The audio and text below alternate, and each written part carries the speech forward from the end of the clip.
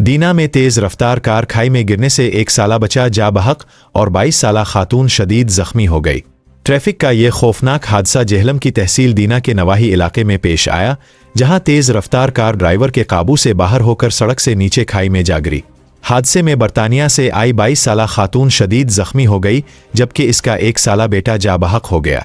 पिंडोरी के मकाम पर पेश आने वाले हादसे में कार सवार 22 साला नाजिश कौसर और इसका 1 साला बेटा रईस शदीद जख्मी हो गए।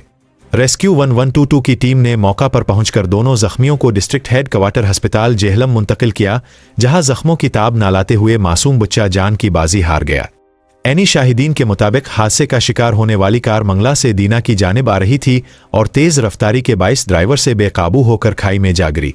दीना में गुज़श्ता रोज भी तेज रफ्तारी के बाइस ट्रैफिक का खौफनाक हादसा पेश आया था।